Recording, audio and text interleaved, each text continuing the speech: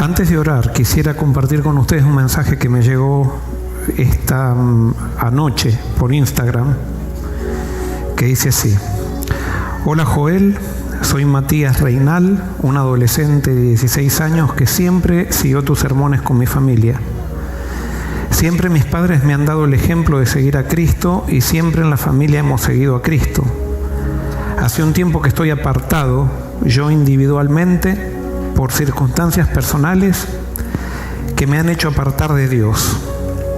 El enemigo metió la cola y terminé apartándome recurriendo a vicios y fiestas, escapándome por otros lados. Ayer al salir del colegio, mi padre nos dio la noticia a mí y a mi hermana de que tenía un tumor maligno en la garganta.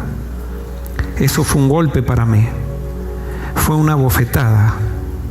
Cuando todo parecía ir bien, me llegó esta noticia impactante. Mi padre siempre me inculcó estas cosas y yo sé que él está muy caído en este momento. No puedo expresarme bien en mensaje, pero ayer mismo recibí esta noticia. Llegué a mi casa, lloramos mi madre, padre, hermana y yo, y todavía no caía en que debía volver a Dios. Seguía resignado y enojado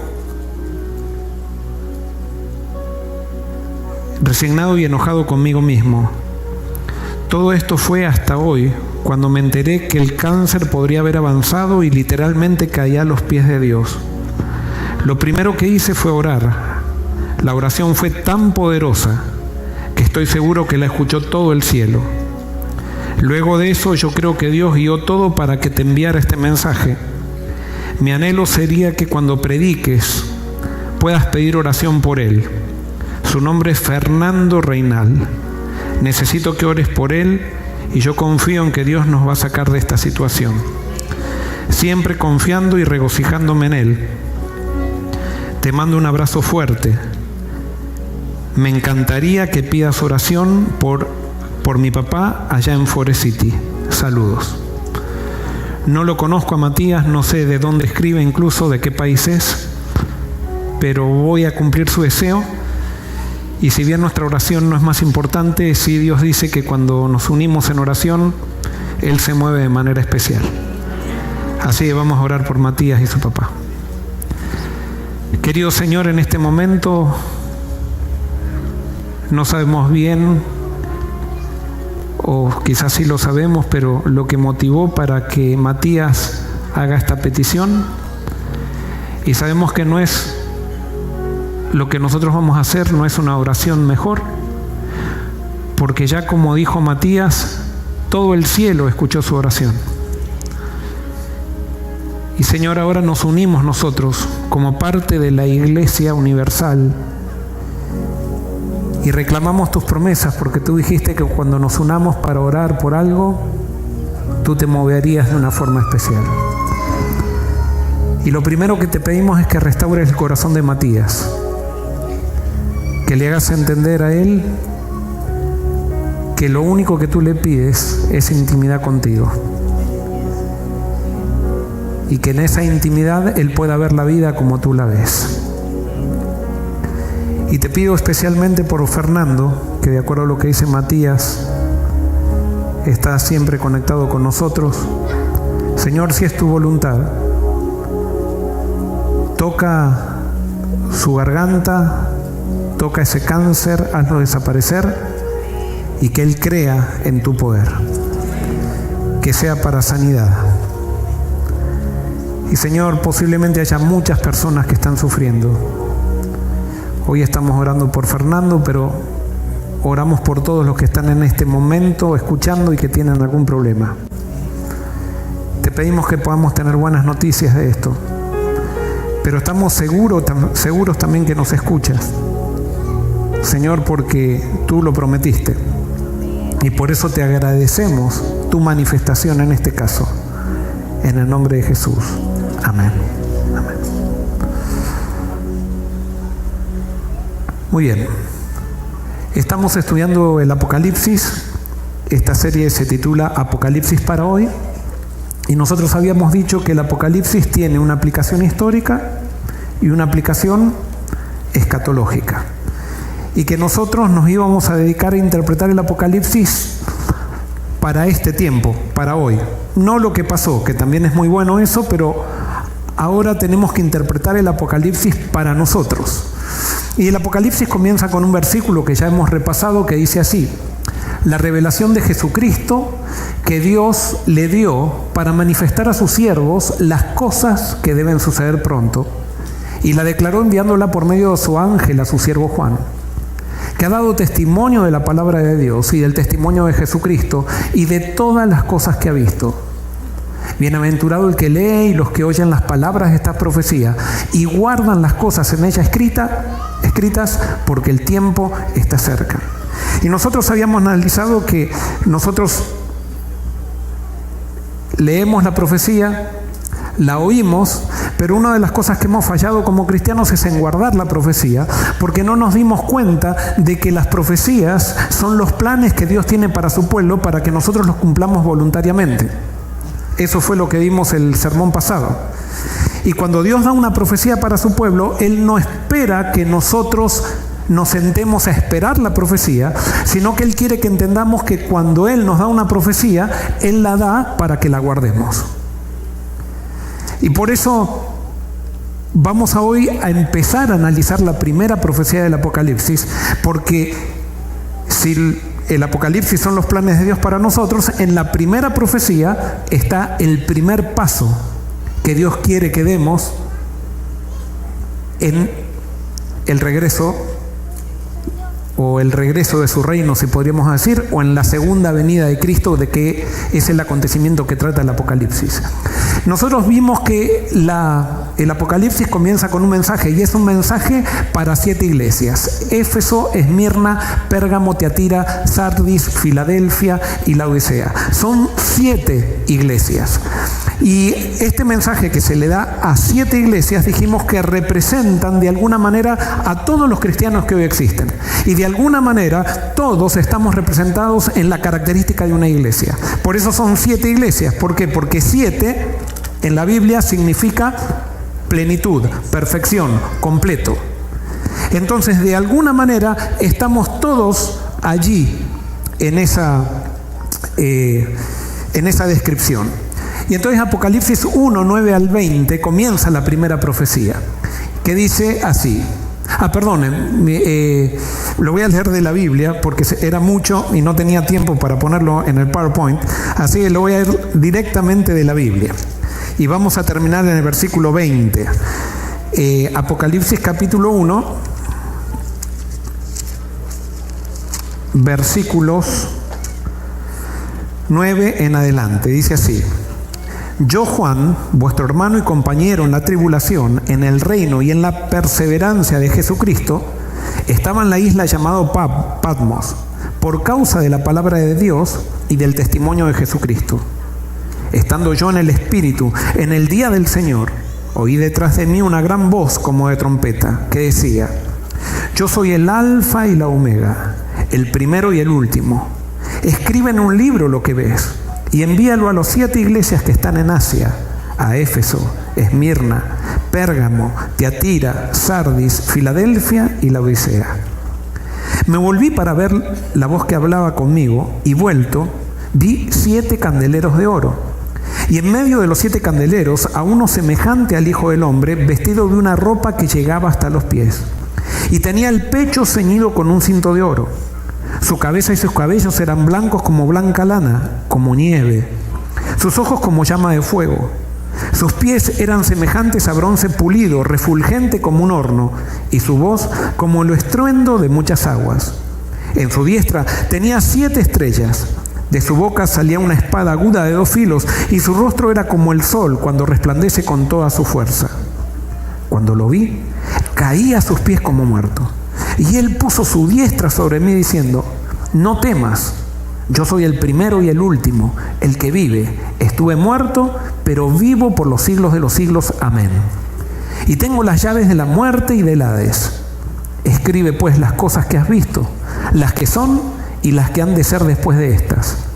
Respecto al misterio de las 7 estrellas que has visto en mi diestra y de los 7 candelabros de oro, los 7 estrellas son ángeles de las 7 iglesias y los 7 candelabros que has visto son las 7 iglesias. Entonces, la primera profecía comienza con una revelación ¿de quién? De Jesús.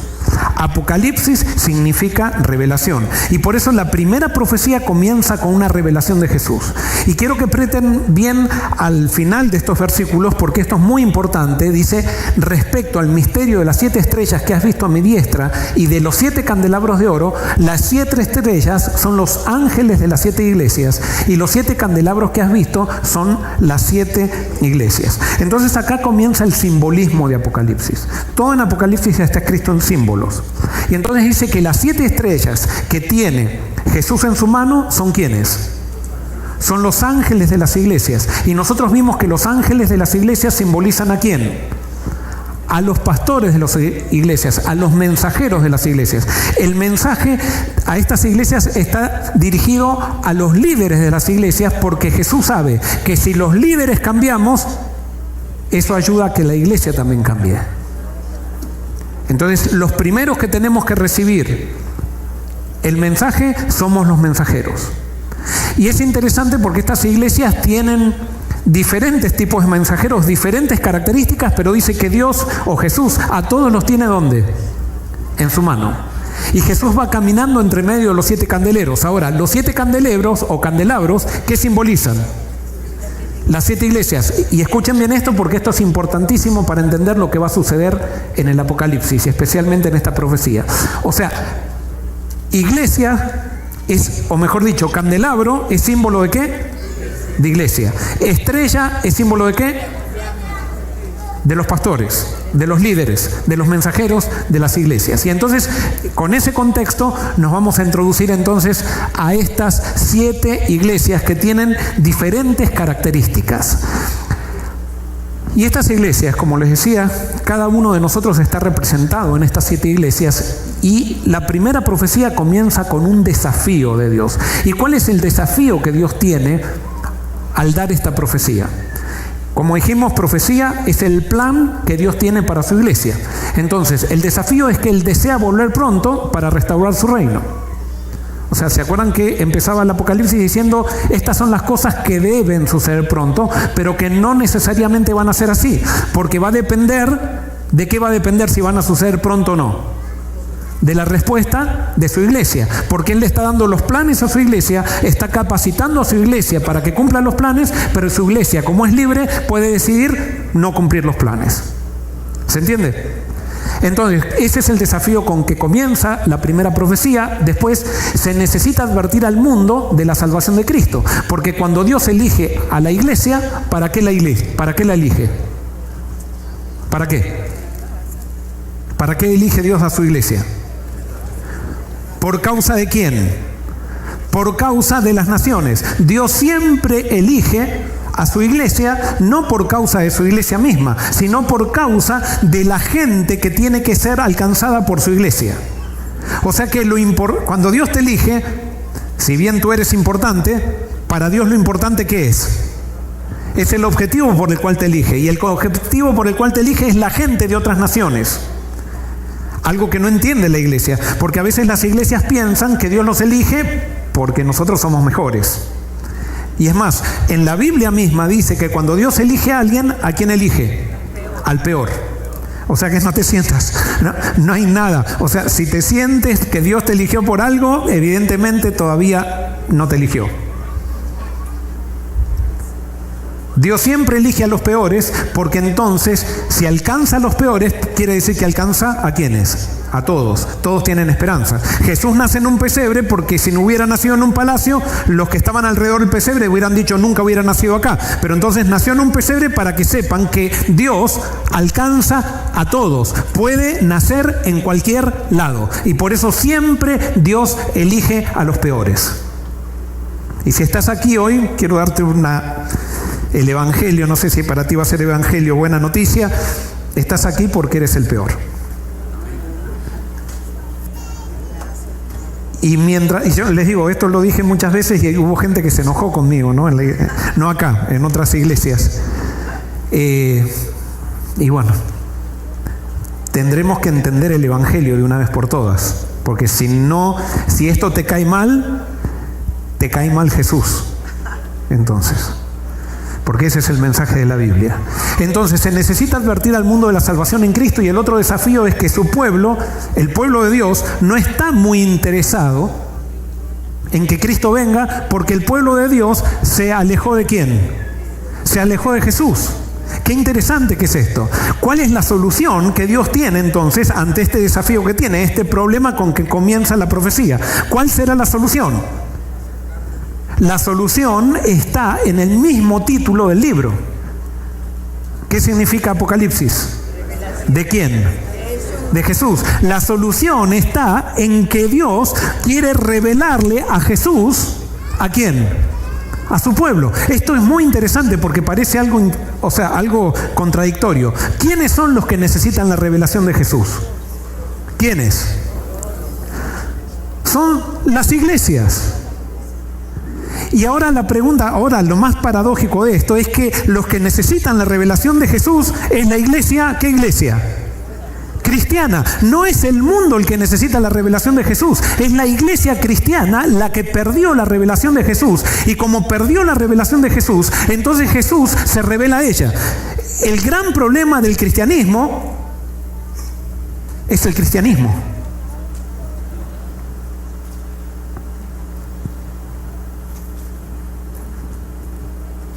El gran problema de Cristo no es el mundo, el gran problema de Cristo son las iglesias cristianas. Y en las iglesias cristianas estamos incluidos nosotros, la iglesia de Forest City. ¿Somos cristianos o no?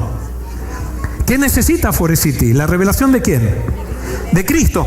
Todas las denominaciones necesitan la revelación de Cristo. No hay una denominación que no escape a eso. Y por eso Jesús dio 7 iglesias simbólicas para que todos de alguna manera nos demos cuenta de que estamos incluidos ahí. La mayoría del cristianismo está mal, o estamos mal. Lo lindo, que a pesar de que el cristianismo está tan mal, Jesús tiene a los mensajeros ¿en dónde? En su mano. Y empieza el Apocalipsis diciendo que Jesús camina alrededor de esas iglesias y tiene un mensaje para ellas, porque cuando Jesús elige ¿a quiénes? A los peores. Y en este momento los peores del mundo, ¿quiénes somos? Los cristianos. Y entonces ahora, en ese contexto, Jesús le va a dar el mensaje a los cristianos y lo que necesita. Vamos a poner como si fueran 7 hijas, estas 7 iglesias, porque en la Biblia, iglesia está comparado con ¿qué? Con mujer. ¿Verdad? Entonces no vamos a violentar esto y vamos a poner como si fueran 7 hijas. Éfeso, Esmirna, Pérgamo, Tiatira, Sardis, Filadelfia y Laodicea. Y vamos a ver qué pasa con cuál es la situación de estas iglesias. En estas 7 iglesias, hay 2 iglesias que están arrepentidas. 2 iglesias que están preparadas para recibir a Jesús. Sin embargo, que son Esmirna y Filadelfia. Si ustedes leen la profecía, no la vamos a leer porque ustedes estudian en su casa, van a ver que estas 2 iglesias no tienen ninguna reprensión de Jesús. Sin embargo, estas 2 iglesias son demasiado poquitas. Y nosotros dijimos, ¿se acuerdan que para que un movimiento o un grupo se transforme en movimiento, la mayoría tiene que tener el mismo propósito? Hemos dicho siempre que si entre los 12 discípulos hubiera habido 9 Judas, nunca hubiera surgido la iglesia cristiana. Si hubiera habido 5 Judas, todavía no hubiera surgido la iglesia cristiana.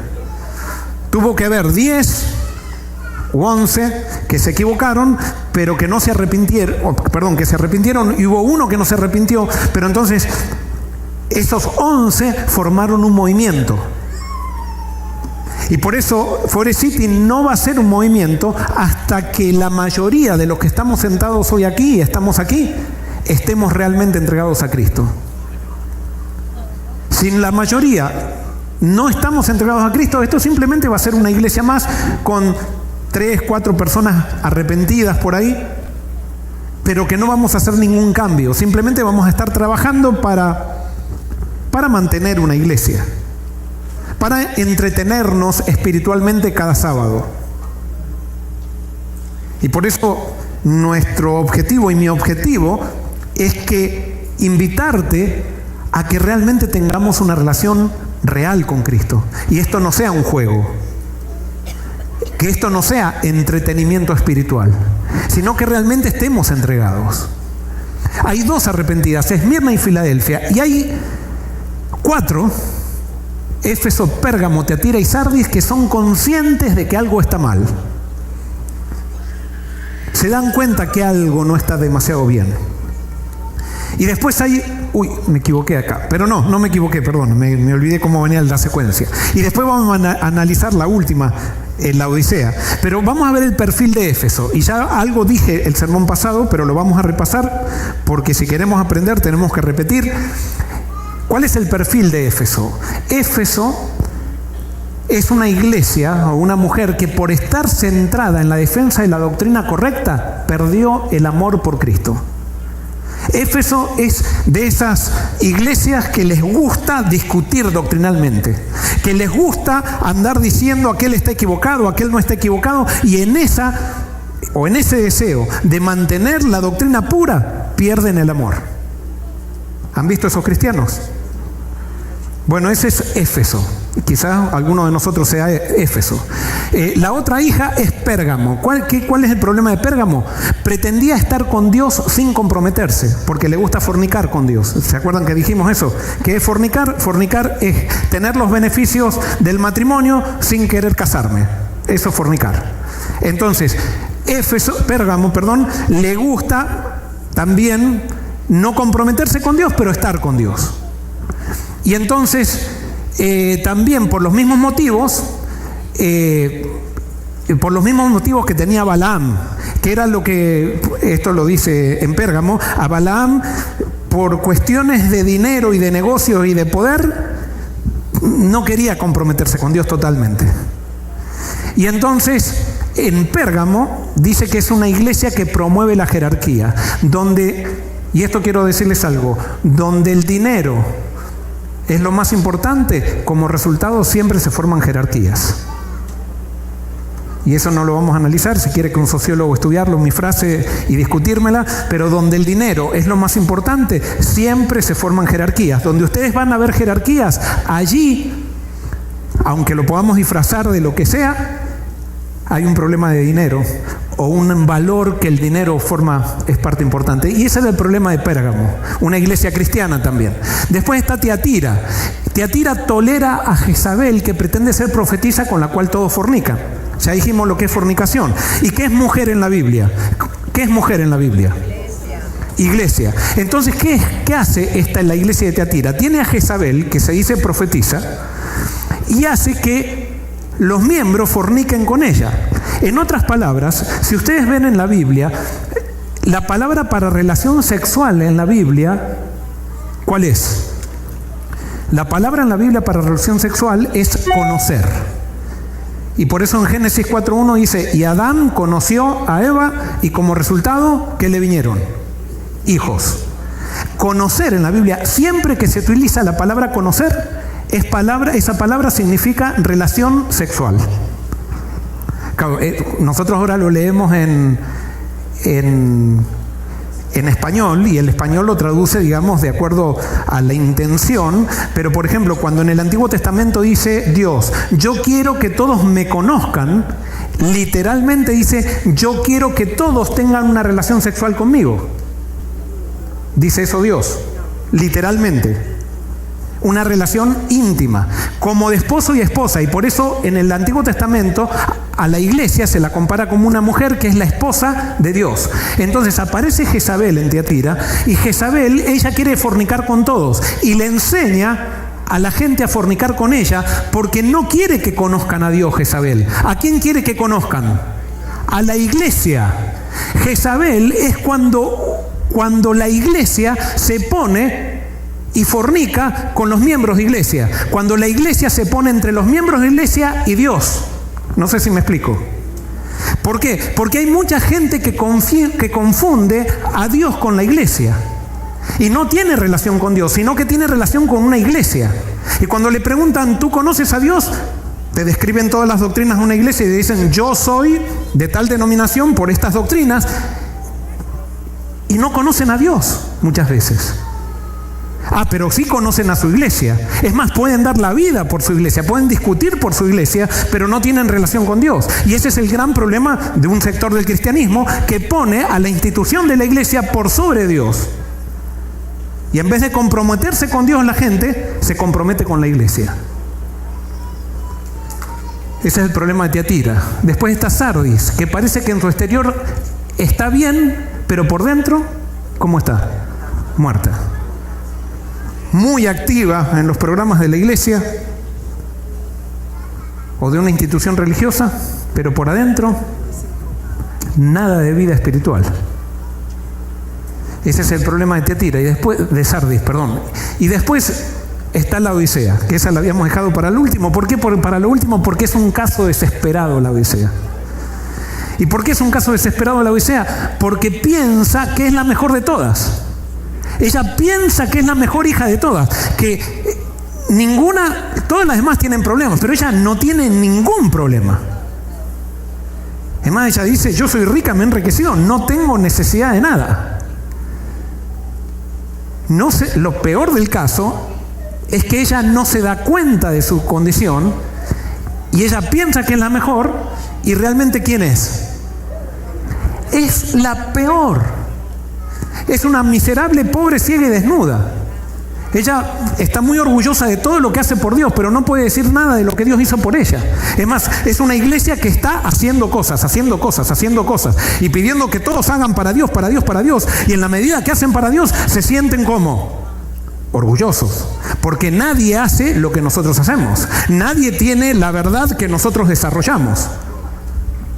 Ahora, esto es importante, no se da cuenta de su condición y es la peor. Ahora, si es la peor, entonces en eso, ¿qué hay? Hay esperanza, porque ¿a quién elige Dios? A los peores. Por eso estoy tan contento de ser pastor de la iglesia adventista. Porque tenemos esperanza. Porque Dios elige a los peores. Ojalá que nos demos cuenta. Ojalá que nos demos cuenta. Y ojalá que no te enojes con esto. Porque posiblemente nos enojamos, que nos digan que mi iglesia es la peor. Yo creo que la Odisea representa la mayoría del cristianismo actual. Porque la Odisea es una iglesia orgullosa. ¿Y por qué estamos tan separados los cristianos? Porque somos orgullosos. Hemos aprendido a identificarnos no por Cristo. La iglesia cristiana, y por eso tiene un problema, la iglesia cristiana tiene un problema con Cristo. Y no nos identificamos por Cristo. Y ya esto lo repetí mucho. Nos identificamos por doctrinas. Entonces cada vez que surge una doctrina nueva, que descubrimos una doctrina nueva en la Biblia, hacemos una nueva iglesia. Porque ya no crees tú como yo creí y no descubriste lo que yo descubrí, por lo tanto ahora yo me hago mi iglesia y tú te quedas allí y ahora yo tengo la verdad y ahora comienzo a hacer guerra contra ti. Cuando en ningún lado vamos a encontrar en la Biblia que la iglesia cristiana se identifica por una doctrina. En la Biblia dice que la iglesia cristiana se identifica por Cristo. Y valga, parece esto tan obvio, sin embargo los cristianos estamos enceguecidos y no nos damos cuenta hasta el día de hoy que Cristo es el centro.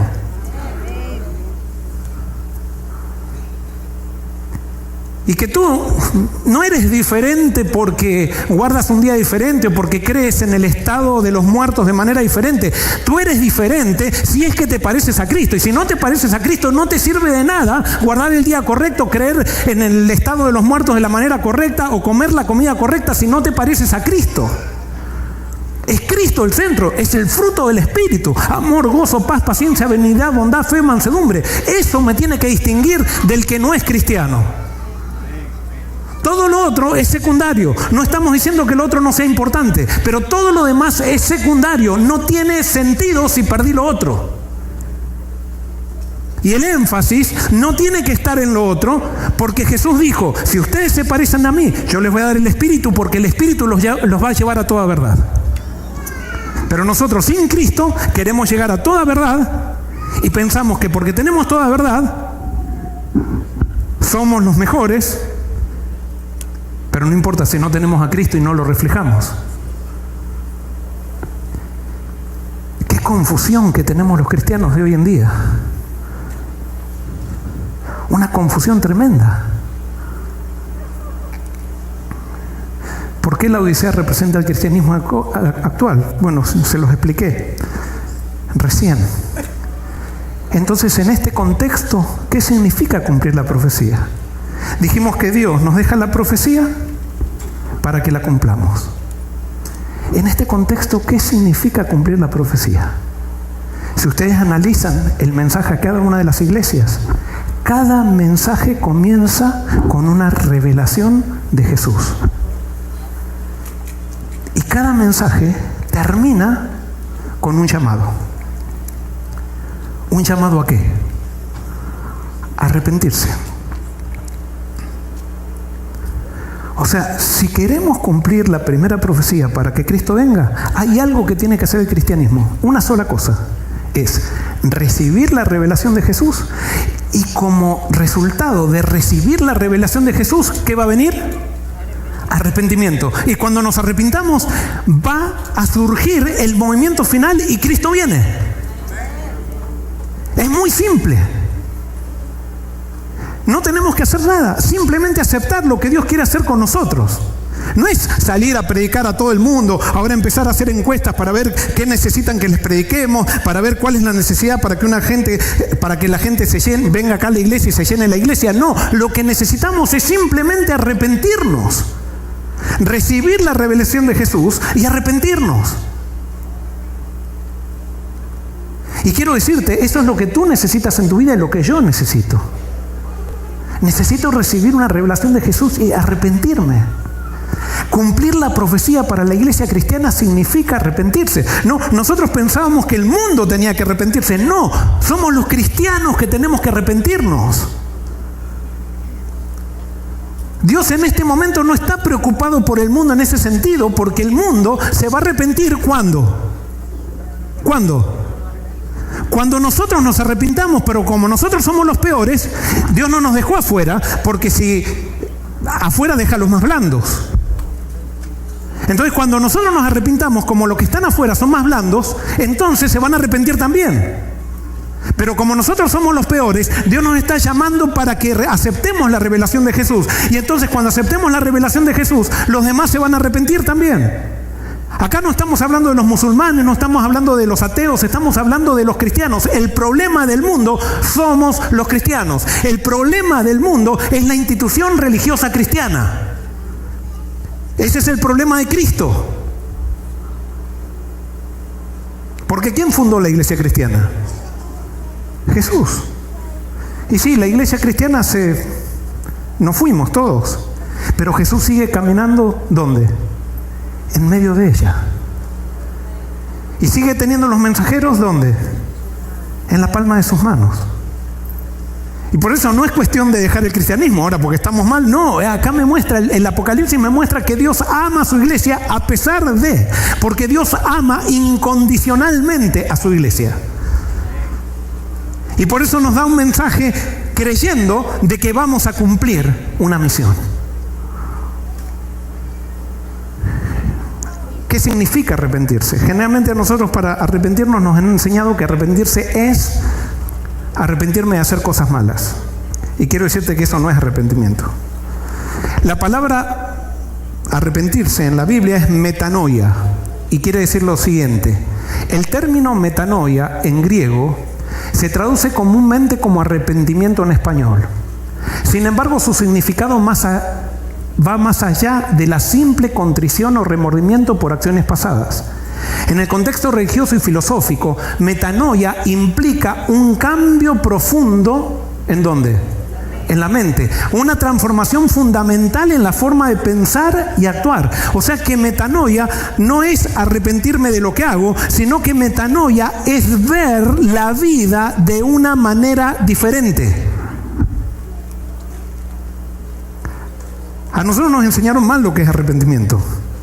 Arrepentirme de lo que hago.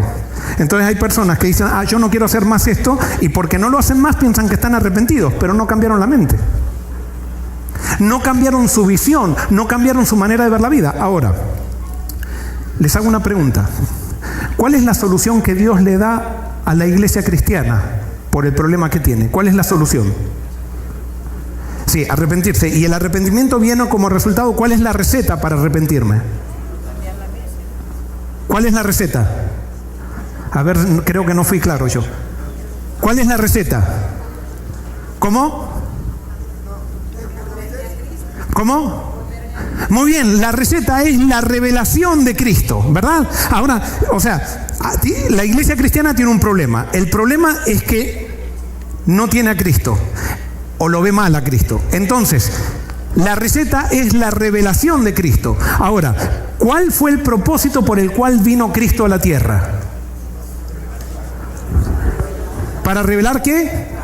Al Padre. Entonces la iglesia cristiana tiene un problema. Si no tiene a Cristo, ¿con quién tiene un problema? Con el Padre. No ve bien al Padre. Y por eso la iglesia cristiana, a pesar de que predicamos a Dios, predicamos un Dios tergiversado. No es el Dios que muestra a Cristo. Y por eso cuando predicamos, y especialmente cuando hablamos del tiempo del fin, ¿de qué hablamos? De condenación, de destrucción, de fuego que Dios va a traer para todos los malos que no están en la iglesia, los va a destruir. Y estamos predicando un Dios tergiversado porque no tenemos a Cristo. No podemos tener a Dios correctamente si es que no tenemos a Cristo. Y por eso la iglesia cristiana necesita tener al Dios verdadero a través de Cristo. Y por eso el remedio que Dios le da a la iglesia cristiana es la revelación de Cristo. Arrepentirse para la iglesia cristiana implica recibir la revelación de Jesús para ver al Padre como realmente es. ¿Y cómo es el Padre? Ama incondicionalmente. Él no viene para destruir, sino que viene ¿a qué? A salvar. El que se destruya se va a destruir por causa de sí mismo y del pecado, pero no porque Dios lo destruya. Y Dios viene para interponerse. Antes que nos autodestruyamos, no es que Dios está mandando las 7 plagas finales como resultado para que nos arrepintamos, sino que las 7 plagas finales es el resultado de todo el desastre que hemos hecho aquí en la tierra. Y Dios, antes de destruirnos, de autodestruirnos, Él viene en su segunda venida para salvar a este mundo, porque si no, nosotros lo hacemos pedazos a este mundo. Porque nosotros nos gusta destruir. Y para eso Dios levanta a su pueblo. Ahora, ¿qué sucederá si la iglesia se arrepiente? Sabemos que la primer profecía es un llamado a arrepentirnos a través de la revelación de Cristo. Ahora, ¿qué pasa si nos arrepentimos? ¿Cómo? Surge un movimiento, sí, y eso está bien, perfecto. Ahora, pero hay otra cosa que pasa. Cuando surge ese movimiento, cuando hay gente que empieza a reflejar a Cristo, porque si contemplo a Cristo como es, eso tiene una repercusión en mi vida y me cambia. Cuando eso sucede, fíjense lo que dice Pablo que sucede. Segundo de Timoteo, capítulo 3, versículo 12. Y también todos los que quieran vivir piadosamente en Cristo Jesús, ¿qué pasará? Padecerán persecución. Este es el resultado lógico de levantar a Cristo. No dice algunos van a recibir persecución, sino que dice ¿cuántos? Todos.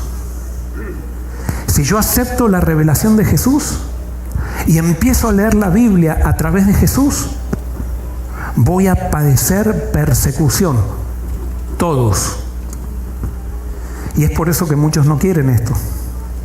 Porque yo sigo de la otra manera, sin Cristo en la iglesia cristiana y no voy a tener ninguna persecución.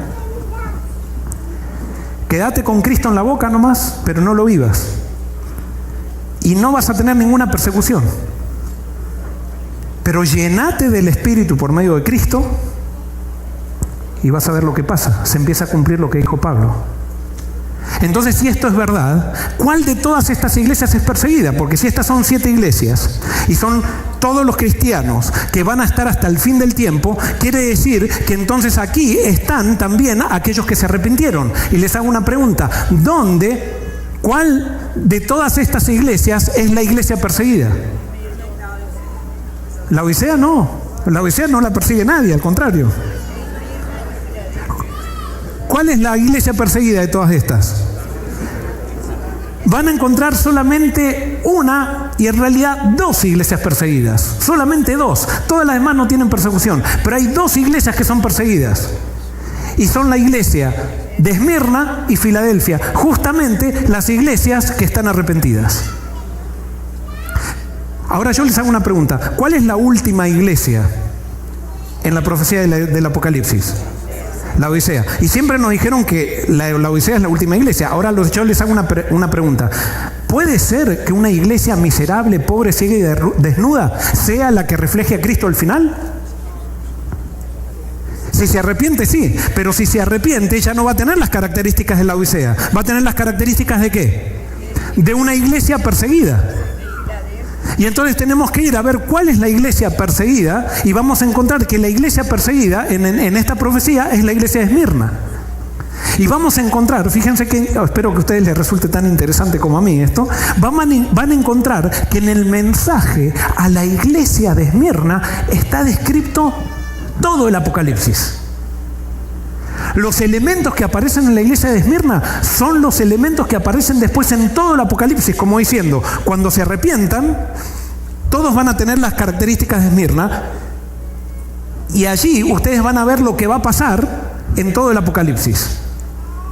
Y fíjense, léanlo después en sus casas. Yo no tengo tiempo de leerlo esto todo, pero en Apocalipsis 2:9 le dice Jesús a Esmirna, le dice: yo conozco tus obras, tu tribulación, tu pobreza, aunque eres rico, y la blasfemia de los que dicen ser judíos y no lo son, sino que son sinagoga de Satanás. Dice: yo conozco tus obras y tú ¿qué? Tribulación. ¿Le suena esa palabra con el contexto del fin? Sí. Esta palabra Jesús la usa en el contexto del fin diciendo, y todos los cristianos sabemos que al final va a haber una gran, ¿cómo le llamamos?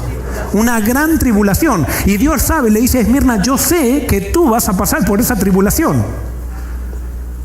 Y fíjense lo que dice Jesús, ¿qué va a pasar en esa tribulación? Dice: entonces os entregarán a tribulación y os matarán y seréis aborrecidos de todas las gentes por causa de mi nombre. Ay, bueno, esto ya no nos gusta tanto. Alguien puede estar diciendo: uy, yo creía que íbamos a presentar el Apocalipsis desde otro punto de vista. Porque ninguno quiere ser perseguido. Pero no se hagan problema, porque cuando estamos con Dios, bienaventurados somos. Bienaventurados somos. Ahora, Jesús dijo que vamos a sufrir tribulación por causa de mi ¿qué? De mi nombre. ¿Qué quiere decir por causa de mi nombre? Si ustedes lo traducen en términos bíblicos, ¿qué significa nombre en la Biblia? Carácter. Entonces dice que vamos a ser aborrecidos por causa del carácter de Jesús. A la gente no le gusta Jesús. Le gusta que lo nombremos, que cantemos acá adelante, pero cuando comenzamos a reflejarlo, a la gente le da rabia que alguien refleje a Jesús. Y no quiero decirles, ahora vamos a ver a quiénes les da rabia que reflejemos a Jesús. Vamos a ver a quiénes les da rabia. Eso vamos a verlo más adelante. Dice: yo conozco tus obras, tu tribulación, tu pobreza, aunque eres rico. Esto parece el negativo del mensaje a otra iglesia. ¿A qué iglesia? Es la contraposición de qué iglesia este mensaje. La Odisea. Porque la Odisea, ¿cómo se cree?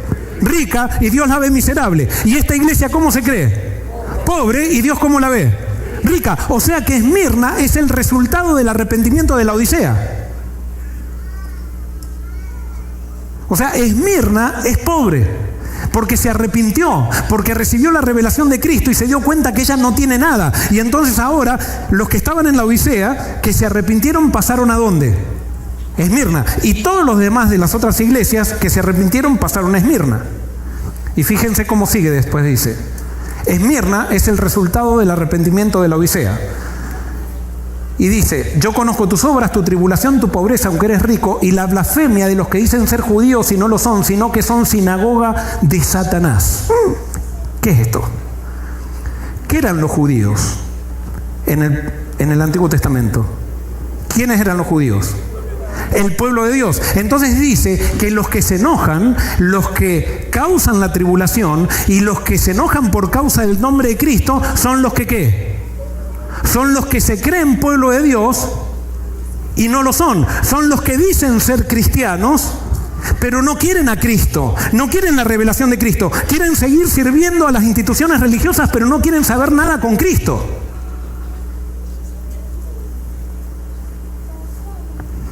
A mí esto me parece impresionante, no sé ustedes. ¿Por qué? Porque ¿dónde comienza la persecución? ¿Saben qué? El Apocalipsis no describe en ningún lado que los musulmanes van a perseguir a los cristianos. No escribe en ningún lado el Apocalipsis que los ateos van a perseguir a los cristianos. ¿Quién va a perseguir a los cristianos en el Apocalipsis? Los cristianos. Los cristianos que se creen que ellos tienen todo. Y entonces ahora empiezan a ver gente dentro de su contexto que empieza a parecerse a Cristo, y como ellos estaban muy cómodos y muy acostumbrados a adorar a la iglesia y adorar organizaciones, adorar sistemas religiosos, y ahora hay gente que empieza a vivir con Cristo, se llenan de furia. La persecución comienza donde comienza a predicarse el verdadero evangelio. Y les hago una pregunta: ¿dónde comenzó la persecución para los discípulos? Jesús le dijo: vayan a Jerusalén, Judea, Samaria y lo último la tierra. Les hago una pregunta: ¿dónde comenzó la persecución? En Jerusalén. La persecución siempre comienza en Jerusalén. Y por eso no te confundas, porque ¿quiénes son los que persiguen? ¿Quiénes son los que persiguen? Los judíos que dicen es el pueblo de Dios, el que se dice pueblo de Dios que persigue. Porque en el Apocalipsis está bien claro que el que está con Cristo no persigue. ¿Escucharon bien? El que está con Cristo no persigue. El que está con Cristo no persigue ni siquiera a aquel que está equivocado. El que está con Cristo no persigue ni siquiera a aquel que es satanista. El que está con Cristo no persigue ni siquiera a aquella persona que está en herejía. No, el que está con Cristo no persigue, porque el que está con Cristo predica a Cristo y no tiene tiempo de perseguir.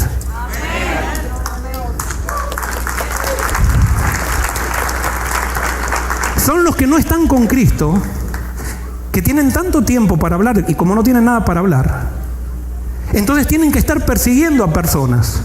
Y ¿saben qué? Cuando yo quiero llamar la atención en el cristianismo, como tenemos que cuidar la imagen, ¿qué es lo que tengo que descubrir en alguien para poder atacarlo?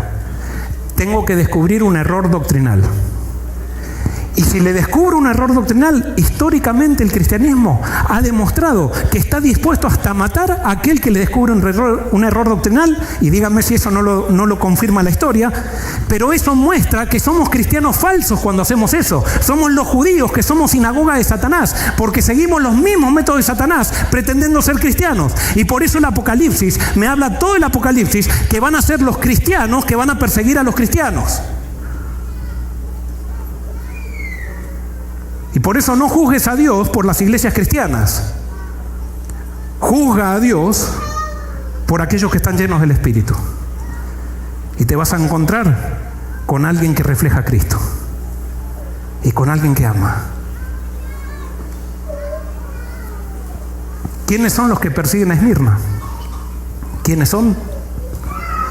Son todas las otras que no se quisieron arrepentir, que quedaron son todos los otros cristianos que quedaron en las otras iglesias, que no quisieron arrepentirse, que se resistieron a la revelación de Jesús y ahora a ellos les da tanta rabia que comienzan a perseguir a Esmirna y a Filadelfia.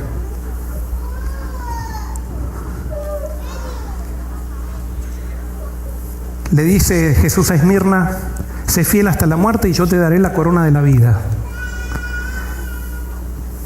¿Qué quiere decir ser fiel hasta la muerte?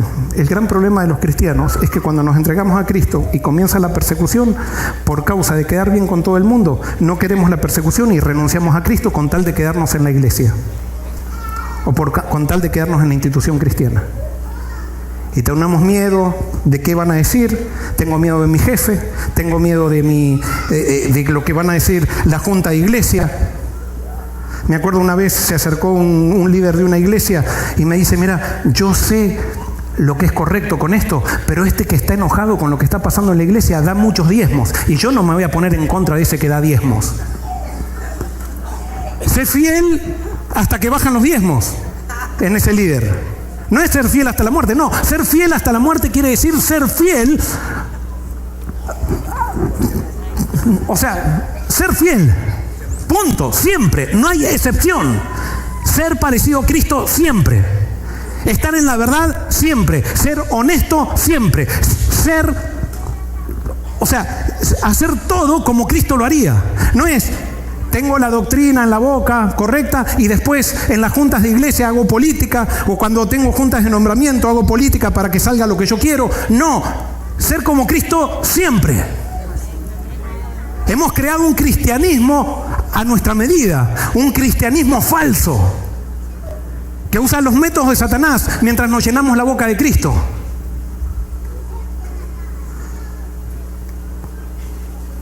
¿Cuál es la última iglesia? Y perdonen, me atrasé un poquito hoy. ¿Cuál es la última iglesia? Filadelfia. Y van a ver que en Filadelfia encontramos, fíjense, léanlo en sus casas después. En Filadelfia Jesús se presenta como ¿qué? Como el verdadero. ¿Por qué? Porque cuando surja Filadelfia, ¿quién va a estar? Un Jesús falso, que lo describe el Apocalipsis. Pero Filadelfia va a tener el Jesús verdadero. No al Jesús que utiliza los métodos de Satanás, pero que habla muy bien y que es resplandeciente. En la iglesia de Filadelfia encontramos los judíos que no lo son, reconocerán que Jesús los ama y dice que se postran a los pies de los verdaderos cristianos, de los discípulos de Cristo. O sea, encontramos también en Filadelfia los judíos que no lo son, pero ahora en Filadelfia, porque Filadelfia es la iglesia de la liberación, en Filadelfia vemos que Dios cumple lo que le dijo al salmista: pondrás mesa delante de mí en presencia de mis enemigos. Esos cristianos que no quisieron reconocer a Cristo, esos cristianos que se quedaron en la institución cristiana, pero no quisieron entrar en el movimiento final, esos cristianos tarde o temprano reconocerán que los que se arrepintieron eran realmente los amados por Jesús. Apocalipsis 2, 7 al 13, que eso está en Filadelfia, dice que será guardada esta iglesia de la hora de la prueba que vendrá sobre todo el mundo. Y hasta aquí hay una referencia muy clara a las 7 plagas finales. Y después también dice que en esta iglesia es la única iglesia que Jesús le promete que vuelve pronto. No hay otra iglesia que Jesús le prometa que vuelva pronto, sino a Filadelfia solamente. Y también se dice que los de Filadelfia se escribe sobre ellas el nombre del Padre y de Jesús, que eso sabemos muy bien en el Apocalipsis, que ese es el sello de Dios. Son los sellados de Dios en el último tiempo. Y por eso creemos que la última iglesia no es la Odisea. La última iglesia es Filadelfia, que se forma de la fidelidad de los de Esmirna. Y es en la época de Filadelfia que Cristo viene. Conclusión. Fíjense qué interesante. ¿Con cuántas lámparas comenzaba el Apocalipsis? Con 7. Pero si ustedes van a Apocalipsis 11, dice que en capítulo 11 ya no hay 7 lámparas. ¿Cuántas hay? 2. Dice: y ordenaré a mis 2 testigos, hablando de la iglesia de Dios, que profeticen por 1260 días, vestidos con ropas ásperas. Estos testigos son los 2 olivos y los 2 ¿qué? los dos candelabros que están de pie delante del Dios de la tierra. En otras palabras, si candelabro en el capítulo 1 simboliza iglesia, en Apocalipsis, en el capítulo 11 no pueden simbolizar otra cosa. Si en el capítulo 1 simbolizaba iglesia, ¿qué simboliza en el capítulo 11? Iglesia. Pero ahora ya no hay 7. ¿Cuántas hay? 2. ¿Cuáles son? Esmirna y Filadelfia. Que son las iglesias que tienen a Cristo en el corazón. Son las iglesias que se han arrepentido, que eran fornicarias, que hacían las cosas con jerarquía, que hacían las cosas por dinero, pero recibieron la revelación de Cristo y se arrepintieron. ¿Saben qué, hermanos? Yo tengo la sospecha de que Dios está levantando un movimiento. Y están levantando un movimiento centrado en Cristo, no solamente en la iglesia adventista, sino en todas las denominaciones cristianas. Hay personas que están predicando a Cristo y están tratando de mostrar que la identidad de una iglesia está basada en parecerse a Cristo, no en las doctrinas que tiene. Pero también en todas las iglesias hay iglesias que se resisten a que volvamos a identificarnos con Cristo como era la iglesia primitiva, porque ya nos hemos acostumbrado por 1700 o 1900 años a identificarnos con doctrinas. Hay una sola cosa que Dios nos pide, es que recibamos la revelación de Cristo. Que tú y yo empecemos a estudiar la vida de Cristo y analizar la Biblia a través de Cristo. Yo te aseguro que si tú empiezas a leer la Biblia a través de Cristo, tu vida va a cambiar. Y esa falta de deseo que tienes ahora de entregarte, una vez que recibas la revelación de Cristo, no te va a quedar otra cosa que querer entregarte porque tú quieres, no porque alguien te obliga, no para salvarte, sino porque Cristo vale la pena, Dios vale la pena. El gran problema es que nosotros tenemos en la cabeza un Dios con las características de Satanás y por eso no queremos entregarnos. Y sin embargo así terminamos viviendo en el terreno de Satanás.